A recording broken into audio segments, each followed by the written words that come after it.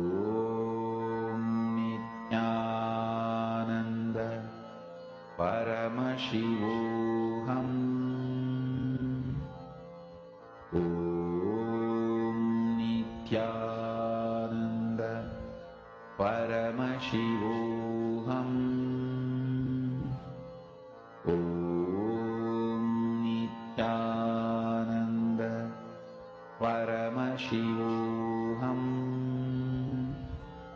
Om Nithyananda Paramashivoham. Om Nithyananda Paramashivoham. Om Nithyananda Paramashivoham. Mahamahavagya, spiritual lullaby for samadhi, and Suprabhatam, wake up call, wake up song for Paramashiva. This Mahamahavagya is spiritual lullaby for you to fall into samadhi. Suprabhatam, wake up song for Paramashiva to wake up in you. Just remember this one powerful cognition. This Mahamahavagya puts me in samadhi. This is spiritual lullaby for samadhi. And Suprabhatam, wake up song for Paramashiva in me. For Paramashiva to manifest. With this one spiritual powerful cognition, chant this Mahamahavagya.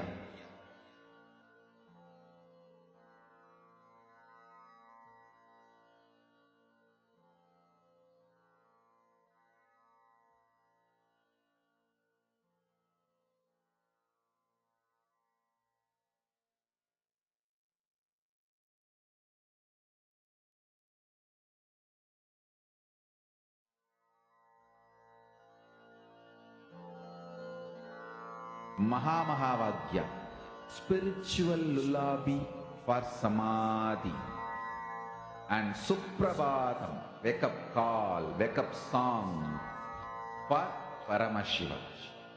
For Paramashiva to manifest. With this one spiritual powerful cognition, chant this Mahamahavagya. Om Nithyananda Paramashivoham. Om Nithyananda Paramashivoham. Om Nithyananda Paramashivoham. Om Nithyananda Paramashivoham. Om Nithyananda Paramashivoham. Om Nithyananda Paramashivoham.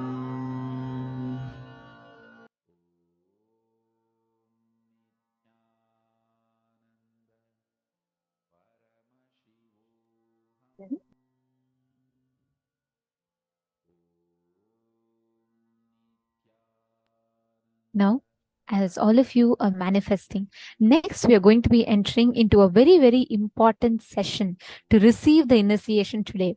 We are going to be learning about the 11 dimensions of the universe. We just manifested length. Let us understand what is length, breadth, depth, dimensions of the universe. It's a very, very important session. So I request all of you to please listen and do not miss this.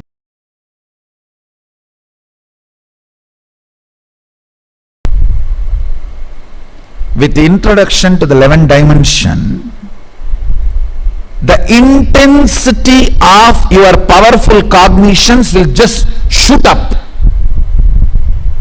Understand? The amount of powerful cognitions, all of you need to understand the meaning of the word powerful cognition.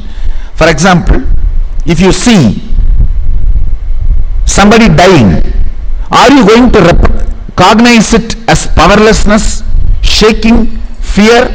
Are you going to cognize the situation with a powerfulness? That is the way the reality is. What next? In every situation, cognizing with powerfulness, whether health, relationships, love,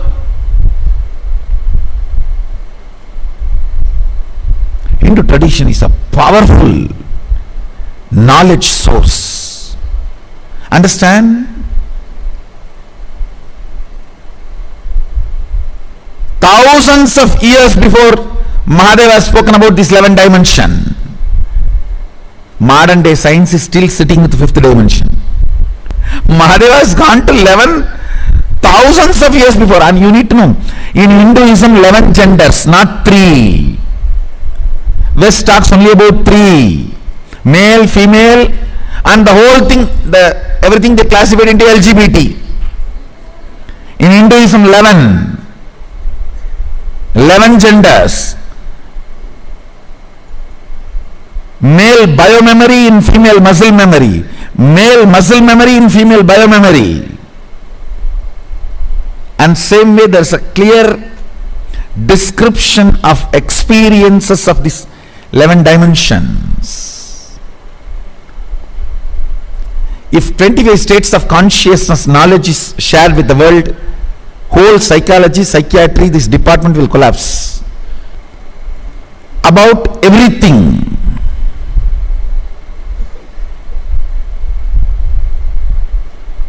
Life, desire, good, bad, purpose of life, right, wrong, about everything. Having powerful cognitions, getting matured. Having powerful cognitions, getting matured. Because of that powerful cognitions, manifesting powers.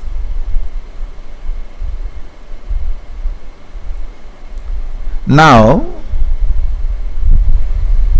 giving powerful cognitions to you about the universe is introduction to 11 dimensions of the universe.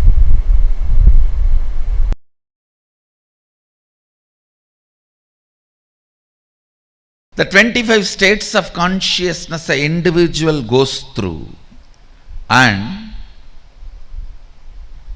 11 dimension of the universe.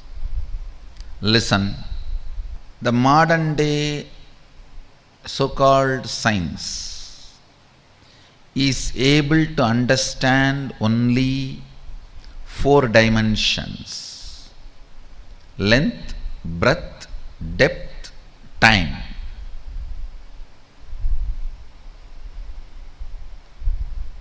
But the ancient science, the Sanatana Hindu Dharma, elaborately describes the 11 dimensions and the beings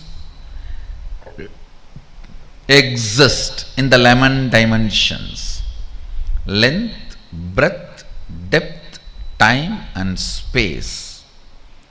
These are the 5 unit dimensions, and the permutation combination of that 5, length, breadth with the time space, breadth, depth with the time space, length, depth with the time space, the various permutation combinations of These 5 basic dimensions forms 11 dimensions of the universe.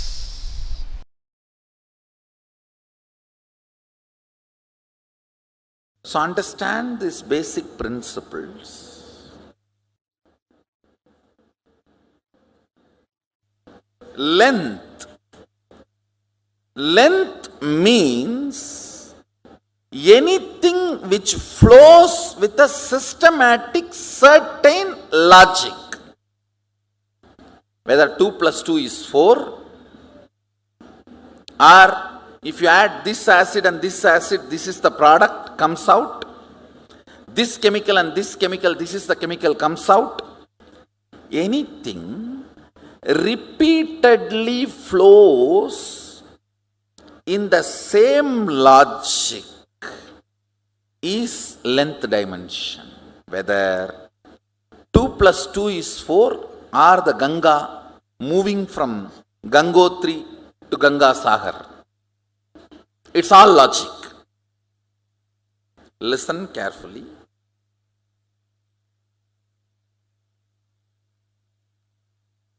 All logic which moves systematically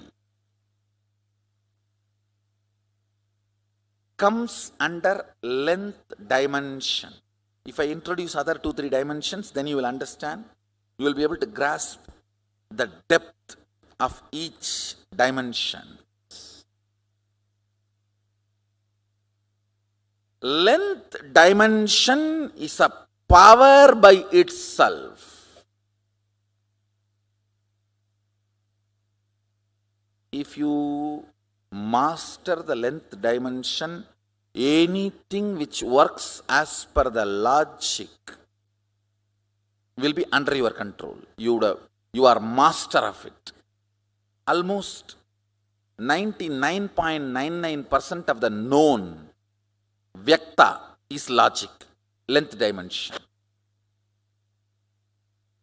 Whatever is known, 99.99 are length dimension. Your idea of currency, your idea of ownership, your ideas about mathematics, almost much of your science other than the quantum physics and parallel universe from Vedic tradition, much before Newton, the whole length dimension is explained thoroughly by Ganada.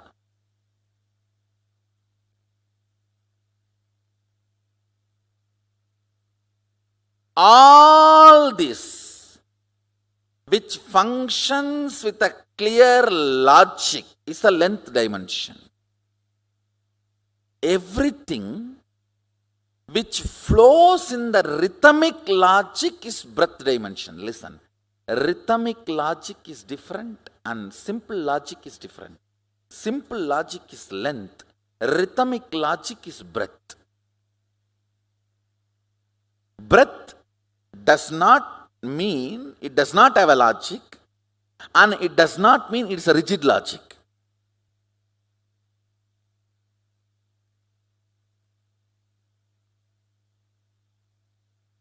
See, I want you to know these dimensions, only then I can take you to the next level of experience. Otherwise, when I give you the experience, you will be overwhelmed. See, with understanding about these dimensions, you yourself will know how the powers are manifesting. And you will start playing with them. You getting comfortable with your consciousness and manifesting powers will start happening once you understand these 11 dimensions. Now, see, I have a responsibility. I have to give you this knowledge without giving you suffering. Mahadeva puts that word. There's a clear command. Knowledge has to be given without suffering.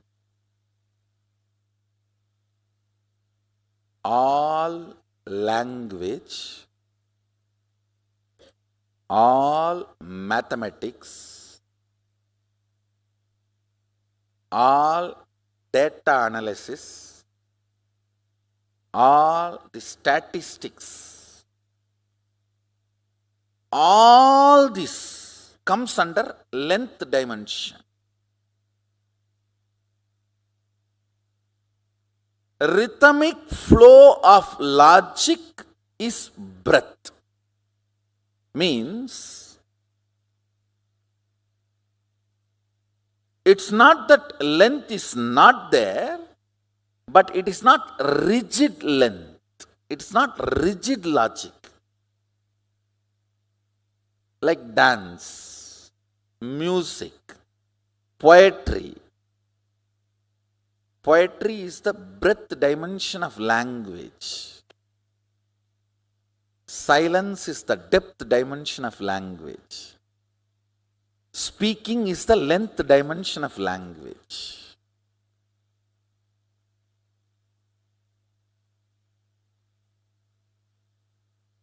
Mathematics is the writing dimension of length. Painting is the breadth dimension of writing. Yantras are the depth dimension of writing. Time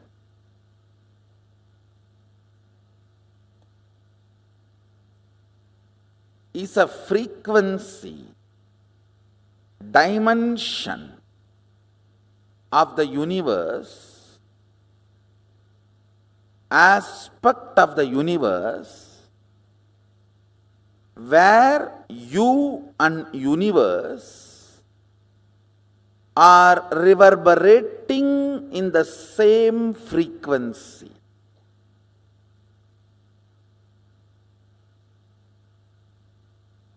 Unit of time of the sun, moon, Kailasa and you is one and the same. Listen, yesterday I said, our 1 year is 1 day for them, but unit is same.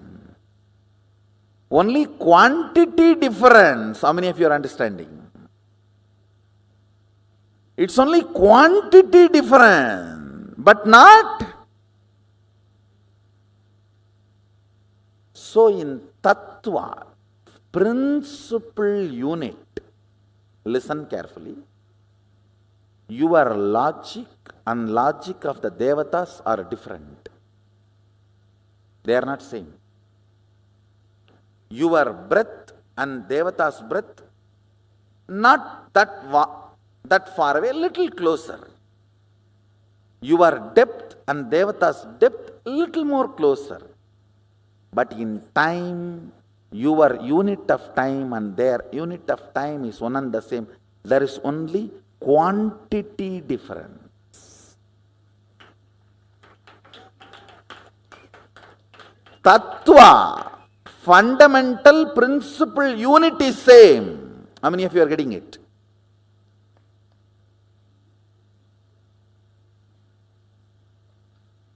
Yes. For us 1 year is their 1 day, but our 1 year is 1 day for them. It means what? Unit is same. Length repeated again and again, which became your muscle memory, is breath. Breath repeated again and again, which became your biomemory, is depth. Depth is your conclusions. Depth is the cognitions and conclusions you carry about you, life, God, people, everything. Logic of you and the universe is length dimension. Rhythmic logic of you and the universe is breadth dimension.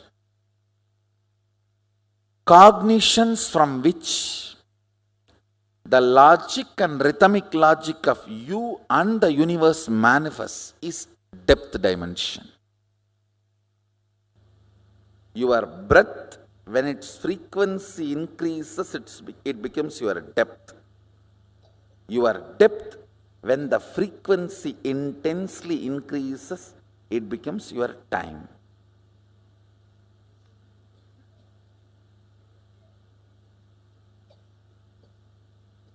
In breadth, length is included. In depth, length and breadth is included. In time, length, breadth, depth is included. This fourth dimension is the space where your so-called normal human life faces a breakthrough. Listen carefully. Anybody who is introduced to the time dimension, Kala, manifests even one or two powers related to Kala. You are liberated from death. Listen carefully. You need to know the principal unit why you are manifesting powers or why you are not manifesting powers.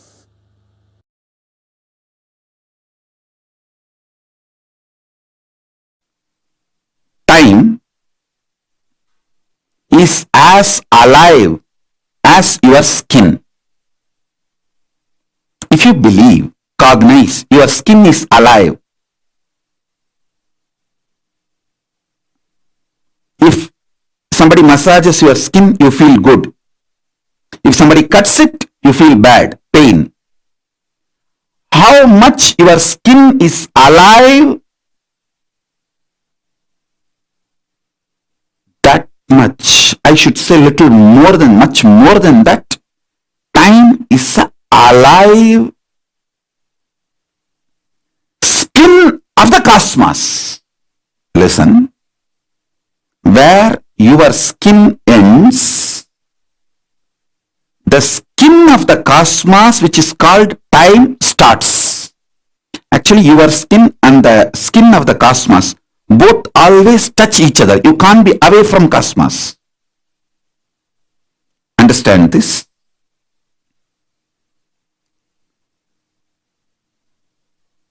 Where your skin ends, exactly that is the spot time starts. Time is the skin of the cosmos. Time is the skin of the cosmos. How you have a nervous system which passes the thought currents inside you, same way the cosmos has a nervous system which passes its decisions and thought currents, that is the space. Your skin is alive. Your nervous system keeps you living. The equivalent of your skin for the cosmos is time. Equivalent of your nervous system for the cosmos is space.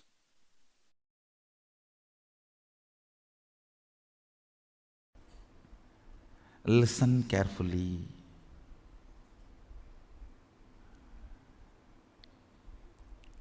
Length, breadth, depth of a person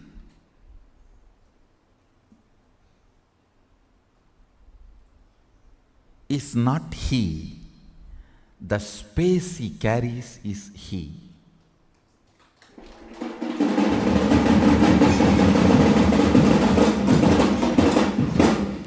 When I say length, breadth, depth of a person, I speak in both the meanings. One, logic, heart, and cognition. length, logic, breadth, heart, depth, cognition. This three does not really constitute a person. And length, breadth, depth of the size, shape. Size and shape does not constitute a person. That is why you fall in love with the size and shape, get frightened when you see the space.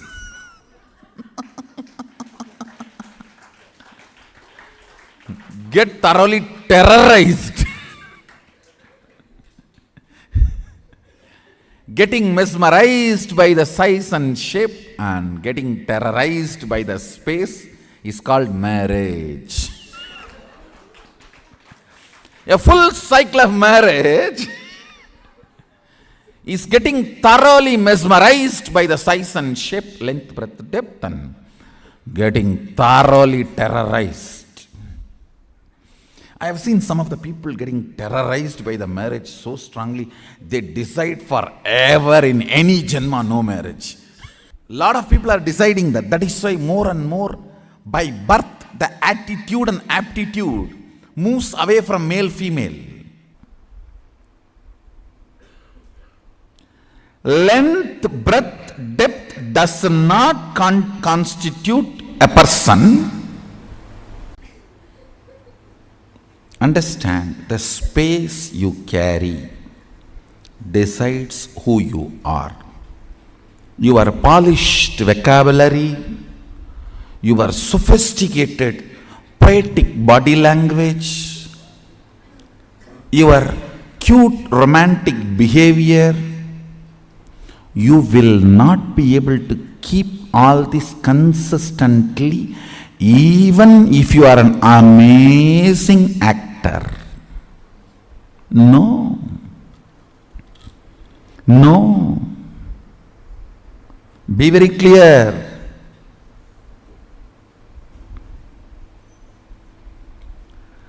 The space you carry, its smell, its flavor comes out of you like energy.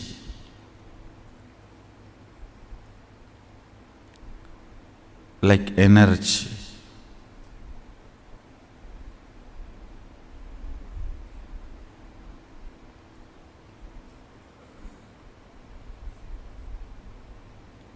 Many of the Indian restaurants use this as a tactic.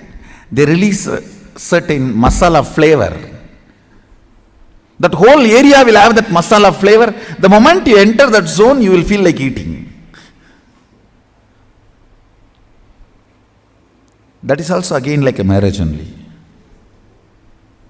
You go to the restaurant and you order what do you want. Then when you see what the other person has, you always wish you had ordered for that. And the other person is feeling the same.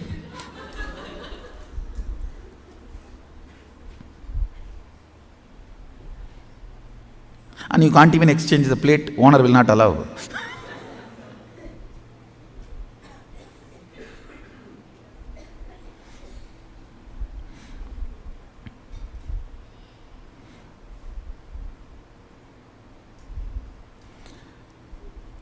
The smell, the flavor of your space.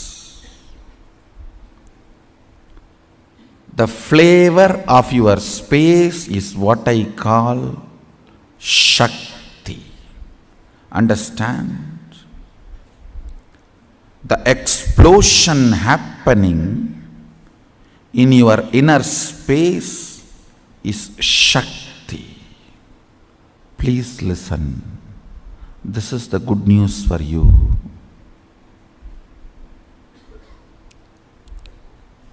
The moment you manifest even one Shakti, I have already entered into your inner space.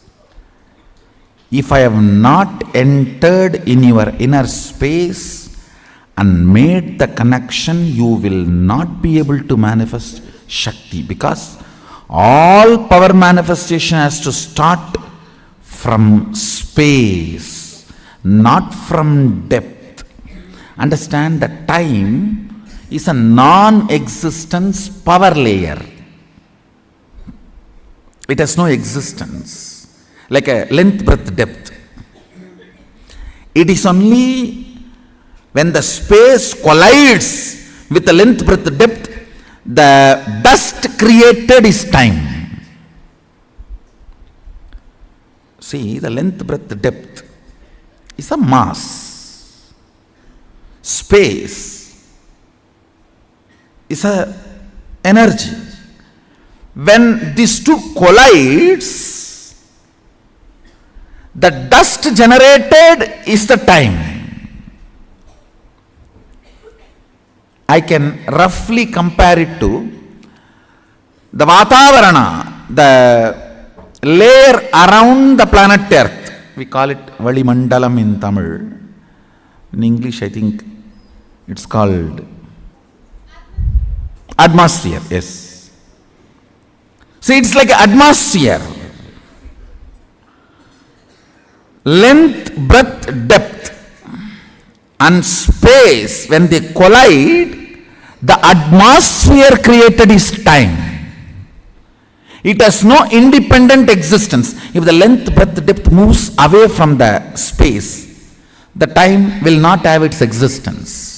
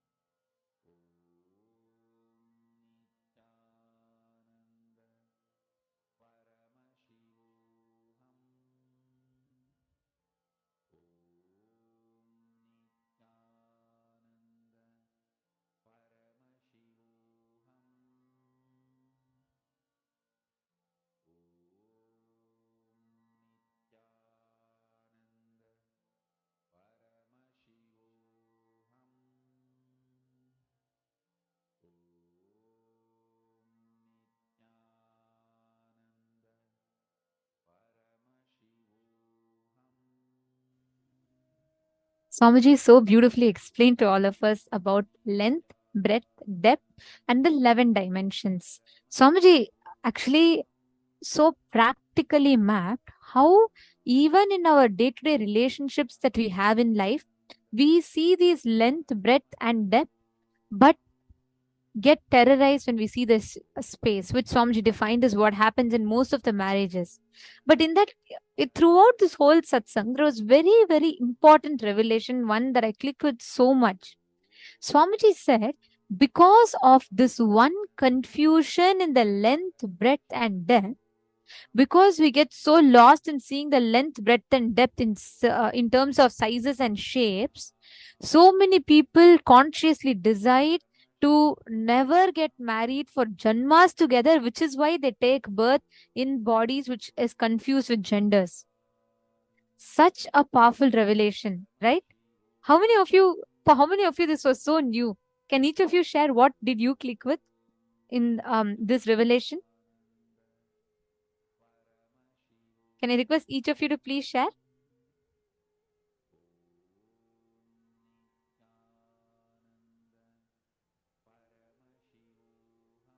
Caesar, Christina.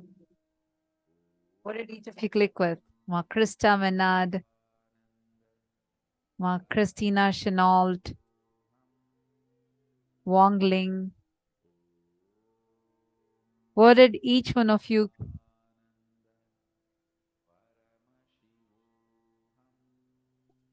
I think these 11 dimensions will open us up to the different portals where you will be able to experience the higher dimensions of reality in front of us. These 11 dimensions of the cosmos, understanding the length, breadth, depth, and how you exist beyond the length, breadth, and depth in the time and space, the permutation combinations of all of this. Ma Krista is saying it was new for her. Actually, Ma, if we just understand this one science that Swamiji revealed right now, we will be able to have a phenomenal understanding of the very way we will be able to see, perceive, or experience reality. And yes, Ma Dahanananda, that's right. That was one of my most favorite clicks as well. Swamiji said, where your skin ends, the skin of the cosmos starts. The time, right? Time is the skin of the cosmos.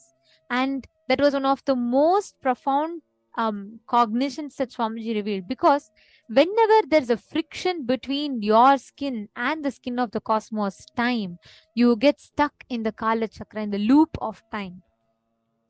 This one satsang, if you just contemplate on each of these one lines, it's so profound for us to understand, right?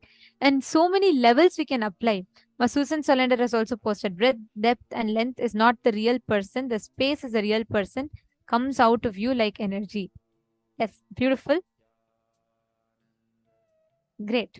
Now, all of us are going to be entering into a very, very important session. I request all the participants to please provide your complete listening, because this session is going to provide to all of us the understanding about how the vertical time zones and the 25 states of consciousness exist.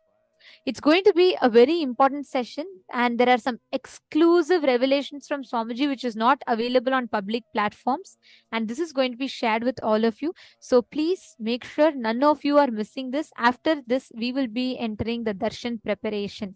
So I request all the participants to please provide your complete listening and do not miss this.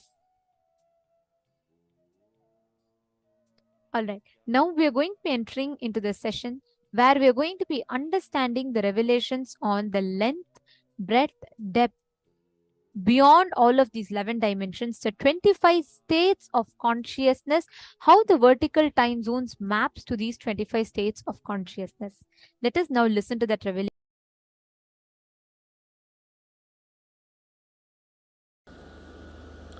You have two levels of existing. Listen carefully. Two levels of existing.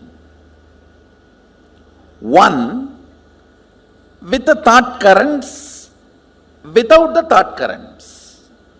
With the thought currents means an active inner image, constantly spitting thoughts.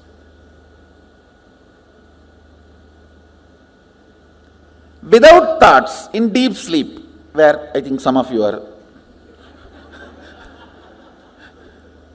in that state now. If you are not hearing me, you are in that state. If you are hearing me, you are not, fortunately.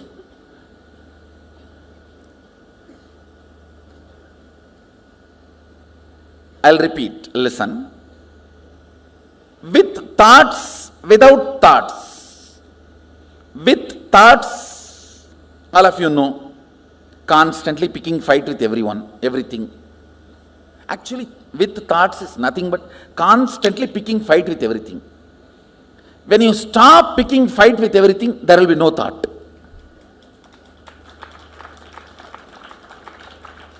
Thought is tan in your existence. When there is uneasiness and you decide to pick fight with some part of you or the other, then comes thought.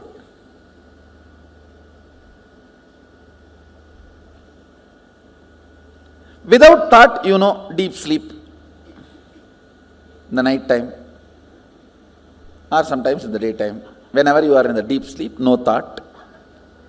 So these two, same way, listen. With thought, without thought. Same way, with your existence, remembrance of your existence, without the remembrance of your existence.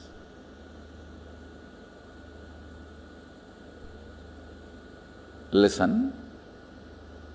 Listen. You need to listen to these words very carefully. With the idea, I exist, I consciousness. Without the idea, I exist. These two states, how many of you are able to understand? See, now, all of you have the idea, I exist. Am I right? The deep sleep, do you have that? That is why it is sleep.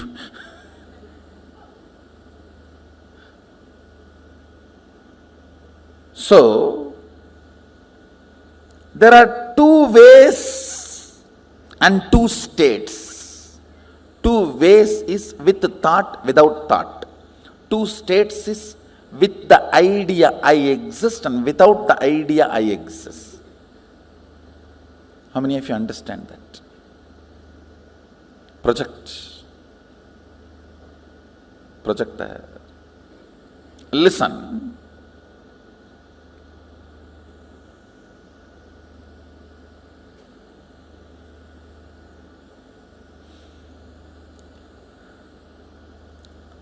With the idea,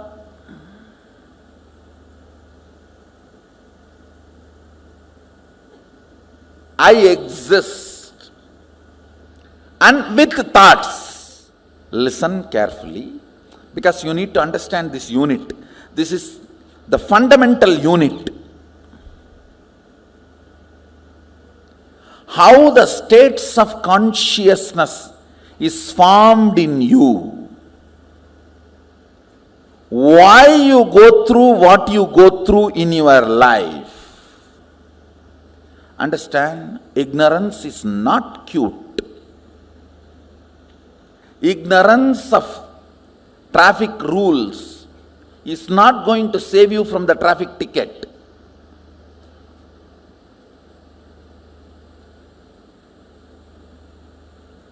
Ignorance of traffic rules is not going to save you from ticket. Ignorance is cannot be a reason for not following. Same way in the cosmos, ignorance is not cute. Yes, you can be victim, singing song, oh, I am ignorant, innocent devotee. Who is going to care? No. A devotee cannot be ignorant. Jnana varishta bhakti, devotion established on knowledge and understanding. That is devotion. Understand,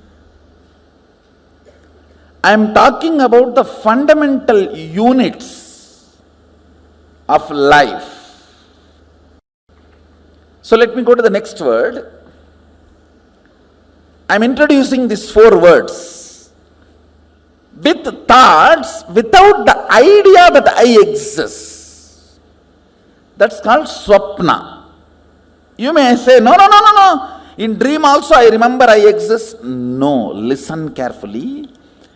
In the dream, you will be writing your college examination sitting with your son. How can that be? College exam you wrote much before the marriage. How many of you had this kind of a completely overlapping dream? You need to know the identity I you feel in the dream does not have independent understanding. It is just overlapping, crisscrossing of few thought currents. See, like laser beam, if 4 or 5 beams cross, that point looks like a independently shining, which is not.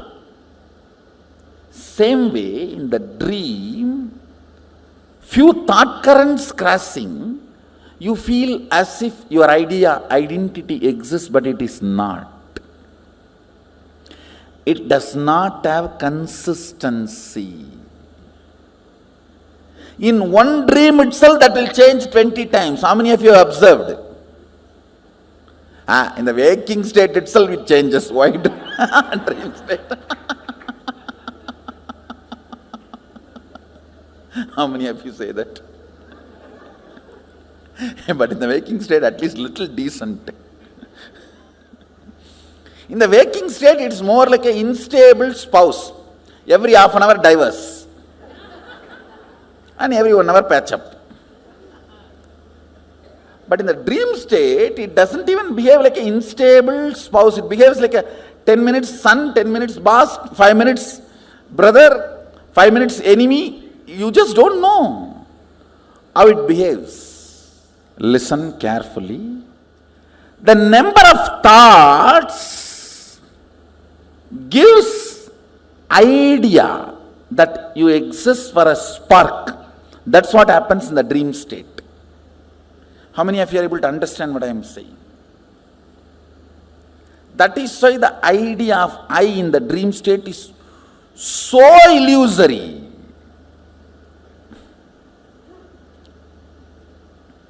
Many times you don't even remember you when you come back from dream. What was your idea about you? Seen but does not exist. That's a direct translation of the word swapna. Seen but does not exist. Where the idea of I does not exist but the thoughts exist. Means the frequency of the thoughts is much higher. The idea of I, it has no existence. That frequency is almost like a 0.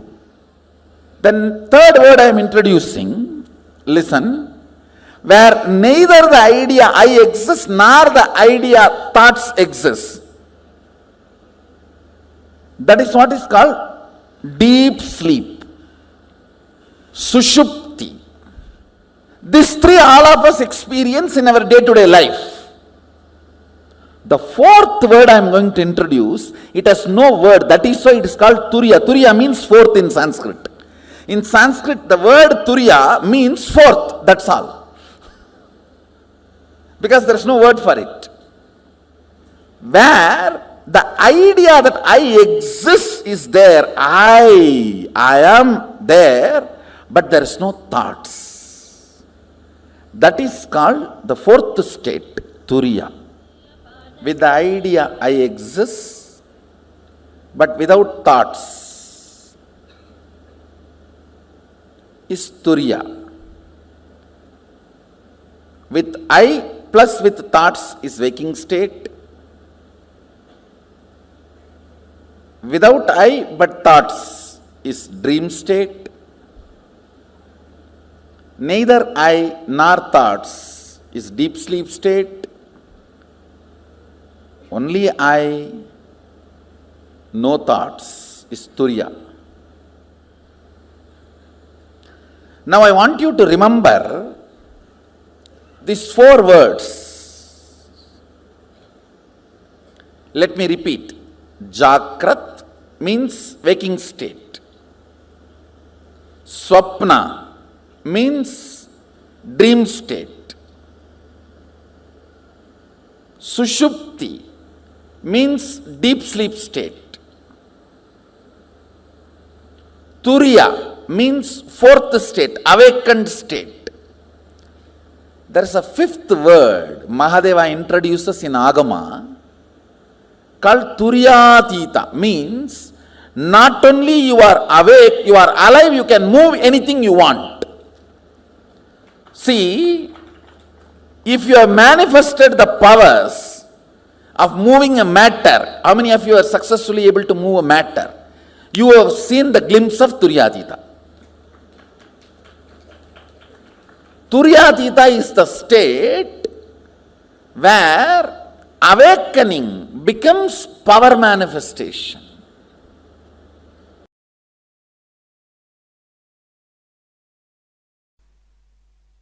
All these 5 states, deep sleep, dream, waking, awakened, alive. All these 5 states in Sanskrit, Sushupti, Swapna, Jakrat, Turiya, Turyatita.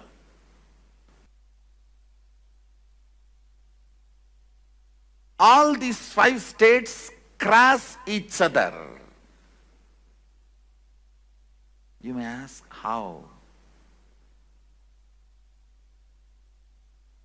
Because you are no more a single integrated being. All the time, one part of you is planning, strategizing about your future and possibilities. The other part of you is just interested in denying you, which is strategizing. The part which goes on strategizing about you and your future is called mind, head, intellect, logic. The part which goes on denying you does not want the direction. Not because it is right or wrong, just it does not want. It's like a tantrum throwing child, what you call as heart emotion. Please understand, you have been given a very wrong idea, your heart and emotion is always right. No. Both are corrupt. Understand, both are corrupt. Both carry deep incompletions. Heart wants something just because it does not want that. Heart denies something just because head wants it. It's not that always heart is right. No. If you feel heart is right, no. You are wrong. Head is wrong. That does not mean heart is right. Head is wrong does not mean heart is right.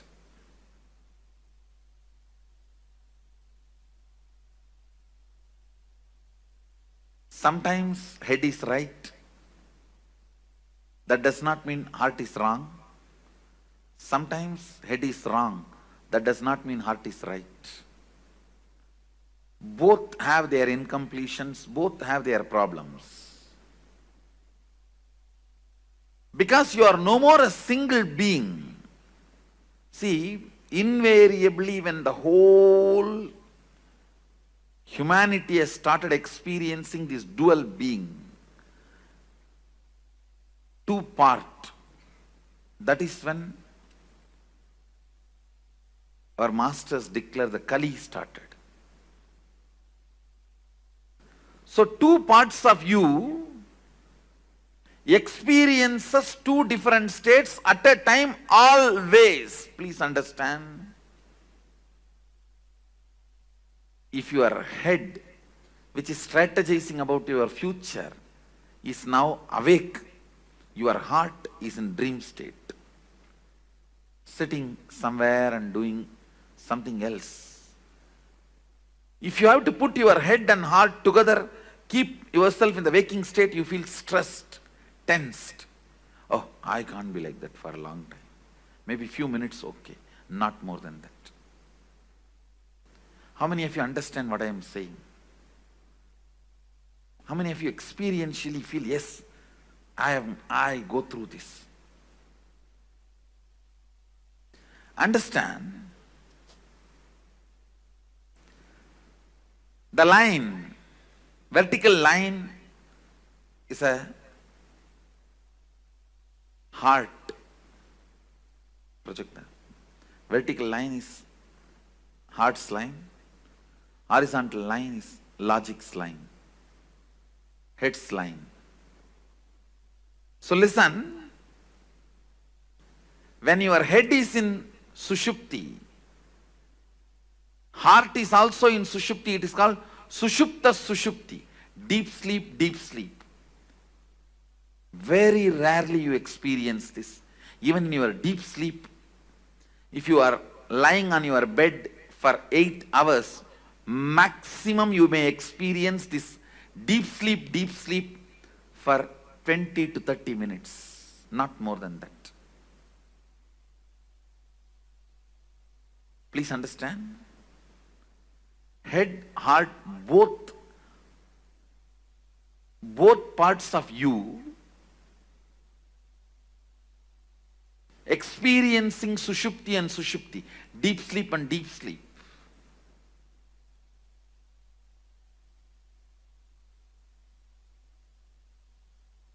It may happen just for a few minutes.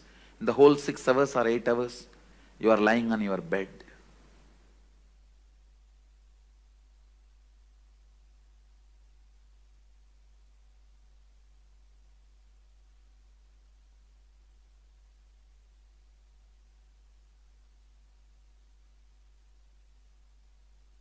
When your head experiencing dream state and your heart experiencing deep sleep, you can perceive this experience when you dream and just fall asleep without even waking up. You will dream something and you will fall asleep without waking up. Again you will dream something, you will fall asleep. Maybe third time or fourth time when you dream only you will wake up. How many of you have experienced this? When you wake up you will remember all the 3-4 dreams. That is what this state, that Sushupti and Swapna.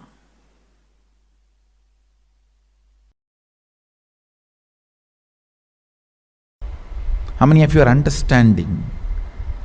State is not bad. Understand, all these 25 states of consciousness is 25 dimensions of you. You are 25 faces. You are 25 dimensions.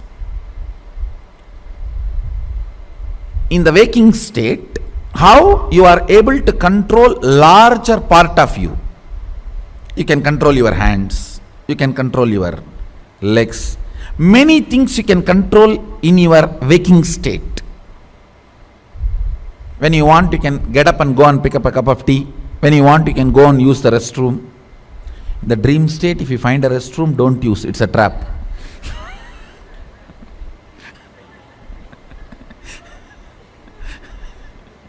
Once more, I am repeating, if you missed it.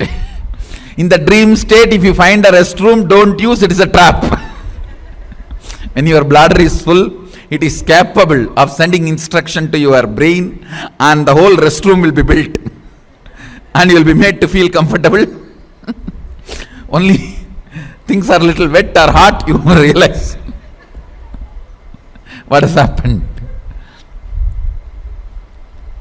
Understand your ability to have power over your internal and external things makes certain state is good or bad. That's all.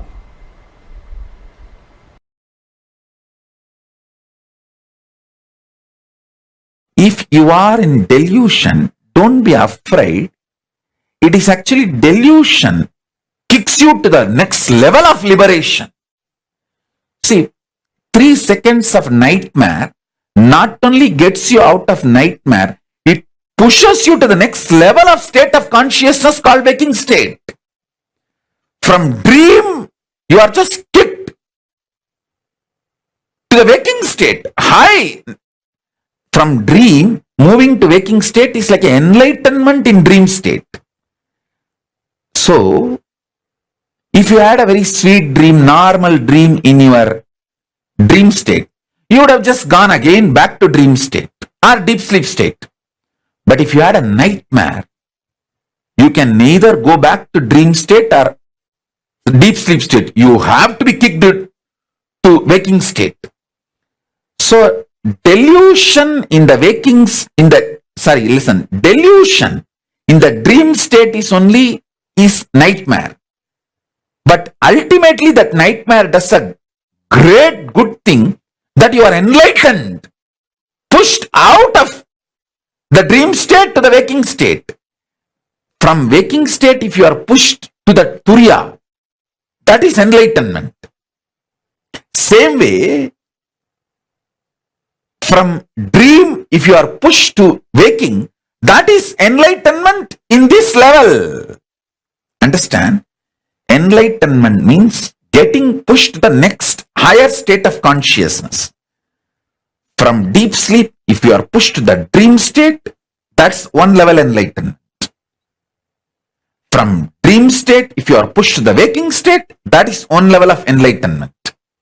From waking state, if you are pushed to the Turiya, that is next level of enlightenment. From Turiya, if you are pushed to Turiyatita, that's the next level of enlightenment. So understand, the nightmare in your dream state is not as bad as you always think, because just the 3-second nightmare, and you need to know, no nightmare can be longer than 3 seconds. It's a law of life. In the dream, it may look like a long time, but actually, in chronological waking state time, it is only 3 seconds. So,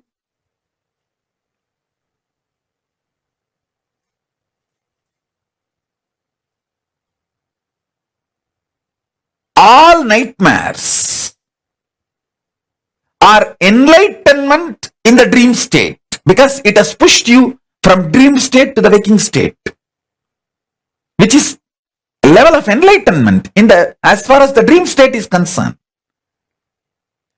I should call there are 4 levels of enlightenment. From deep sleep, when you are pushed to the dream state, it's called dream enlightenment. From dream state, if you are pushed to the waking state, it's called waking enlightenment. From waking state, if you are pushed to Turiya, it's called awakened enlightenment. From Turiya, when you are pushed to Turiyatita, it's called living enlightenment.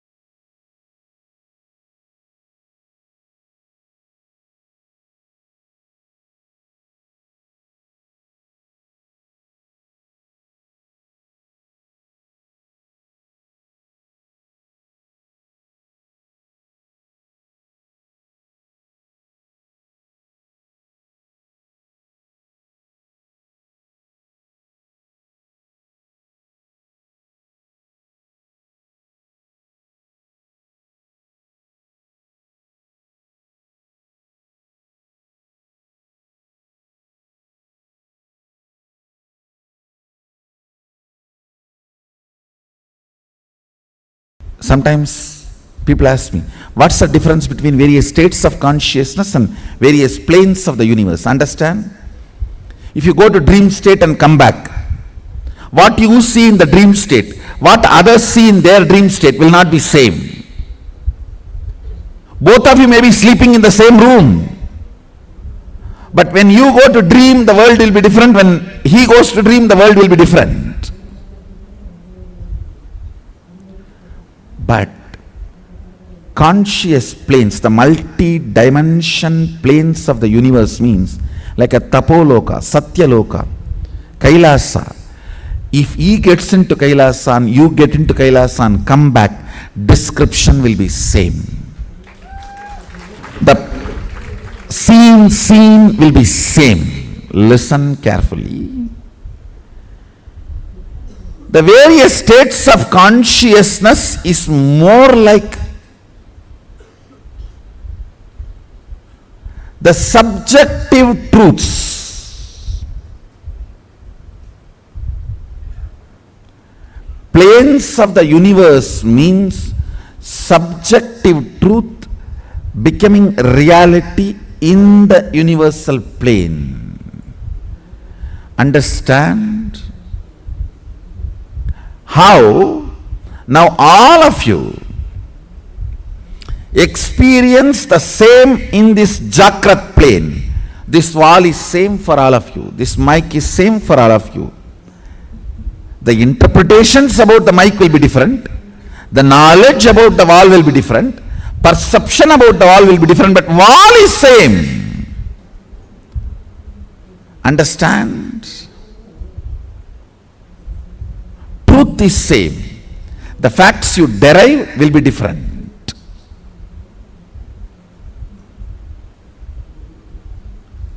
So this is the plane of Bhu. If you enter into the planes of Swa, Tapa, Satya, exploring those planes through the various states of consciousness, I should say, if we need to send a rocket to Mars, the fuel we need to fill is states of consciousness. If we need to reach Kailasa, we need to fill our being with Turyatita. The fuel is the states of consciousness. The place to reach the plane is those lokas. Sadashiva has given a very elaborate, detailed science. He has not left us orphans. Understand? If you leave your cell phone to your child and tell the child to call whenever he or she needs, and you have the capacity to appear the moment even he tries to type your number, you can't say you left your child orphan. No one can say your child has been left orphan. He has left us his cell phone number and he appears even if you start typing the number. Understand? He left the science to us. He has not denied it to the humanity. He has not denied it for the human beings. When the science is available, it's our responsibility to explore it. Of course, it's my responsibility to make it user-friendly for all of you.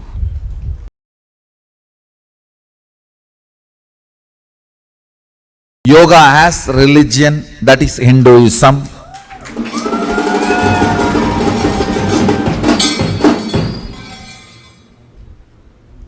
It is from the Hindu culture, Hindu tradition. Yoga has evolved. Hindu thought current. Yoga has evolved. It's a gift we gave it to the world from the Hindu thought current. The original Vedic and Agamic description, definition of yoga, 3 levels: the science of exploring various powers, science of exploring various states of consciousness, science of exploring various dimensions of the universe. Understand? Some of the planets, the base material of the planet is diamond. You should know some of the planets are 80% diamond material.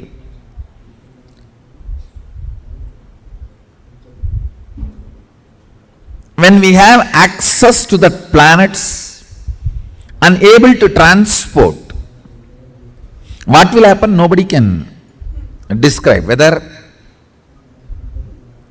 diamond market will collapse or value of our wealth will go up, we don't know.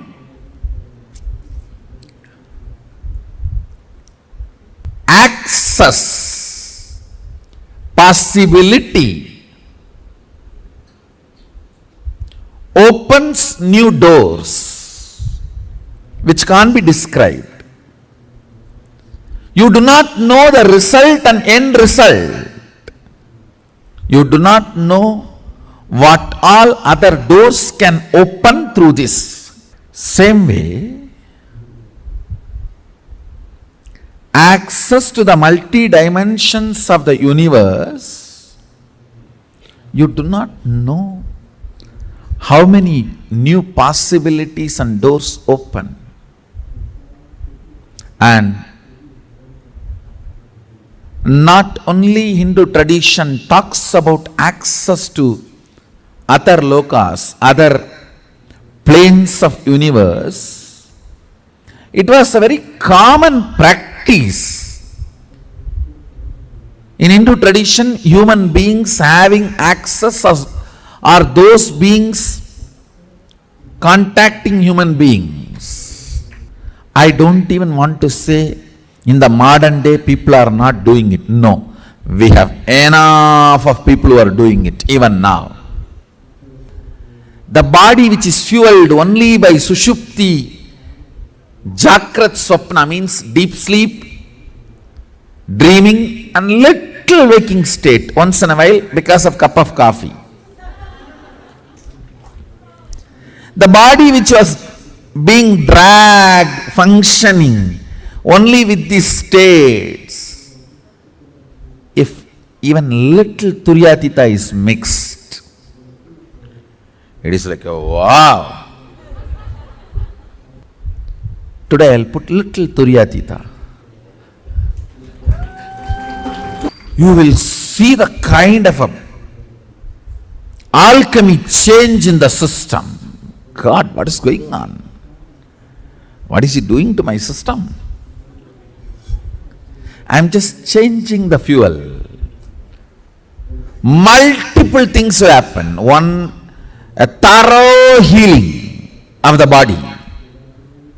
All the repaired parts get healed.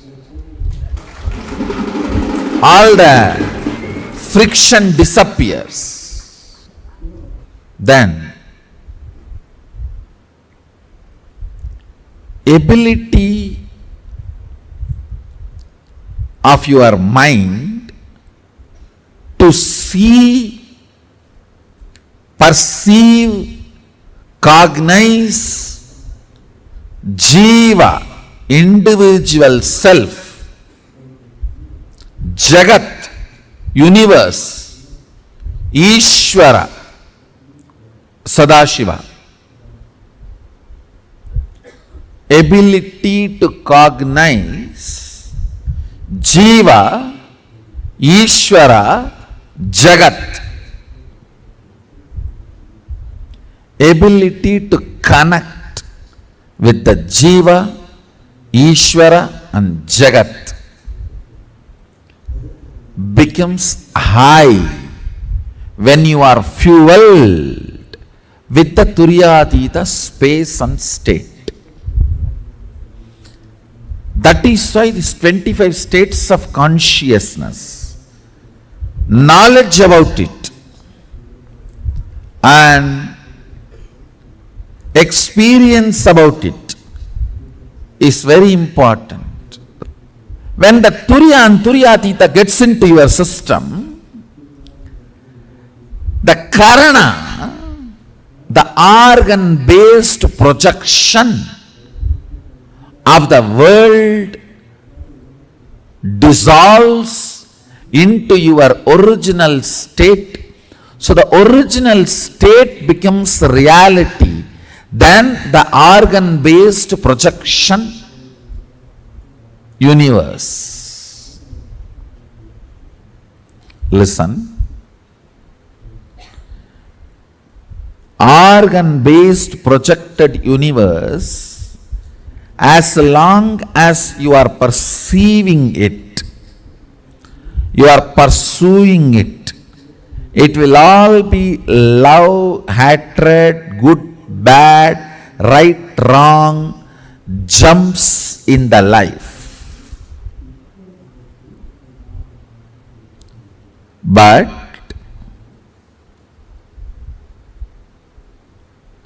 when Turya and Turyatita is added to your biomemory, bioenergy, suddenly you will realize yourself is a much deeper and higher reality than the organ-based projected universe.